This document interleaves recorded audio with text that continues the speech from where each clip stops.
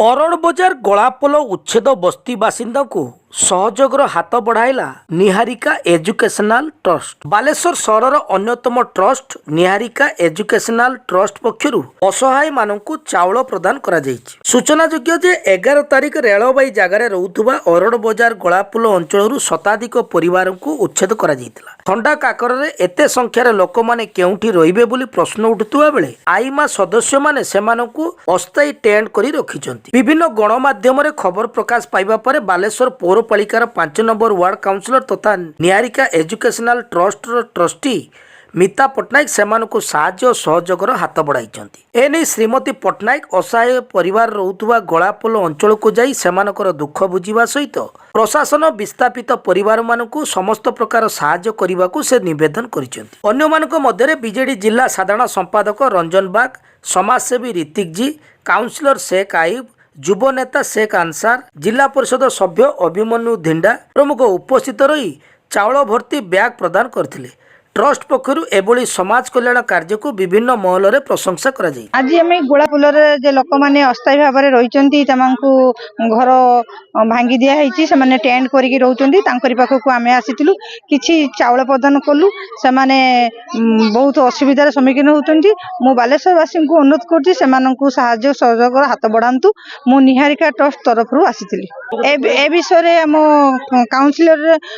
31 number councillor 8 number councillor असुविधा विषय municipality जनई मु भी अनुरोध करमी चेयरमैन मैडम को साहाय्य करंतु। धन्यवाद दवाई चाहिए निहारिका ट्रस्ट जो अच्छा आमर ऋतिक भाई एवं आम मिता भाउज 5 नंबर काउंसिलर से मैंने आज जहाँ हो बालेश्वर एत बड़ घटना घटीगला लोक अस्थायी रूपे रहिले कई साहाय्य न करिथिबा बेले आज आसिकी निहारिका ट्रस्ट आड़ू 50 जन फैमिली को चाउल दे गले आम से अरड़ बजारवासी हिसाब से धन्यवाद दवाई चाहिए से आज मेन हूँ आमर जो रेलवे तरफ जो लोक मान एविक्शन कर बर्तमान सुधा बासगृह हरैकी गोटे जगार 50-60 परिवार रही डेली खावा पीवाई असुविधार सम्मुखीन होती घर द्वार चली जाइए। तो निहारिका एजुकेशन ट्रस्ट तरफ आज से जो मैंने उद्वास्त होती स्वतंत्र व्यवस्था कराई चाउल नित्य व्यवहार जिनपतर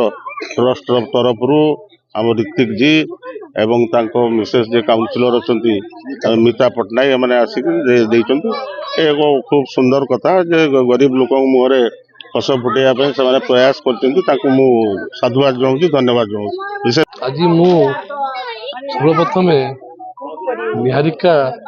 एजुकेशन ट्रस्ट जे डायरेक्टर आमर ऋतिक जी और धर्मपत्नी जे 5 नंबर वार्ड काउंसिलर मिता पट्टनायक मु अनेक अनेक धन्यवाद जनाऊँ कि जहाँ सबू जगार साहाଯ୍ୟ पहुँचू जहाँ ये जिनसटा से देखिले देखला बुझिले कि एक्चुअली ये लोक को दबा दरकार छात नहीं घर नहीं किसी नहीं से जो गोटे जगार से आज त्रिपाल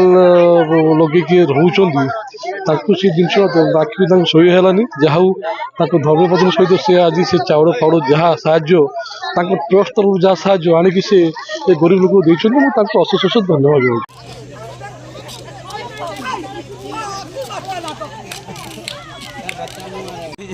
चूल्हा चेक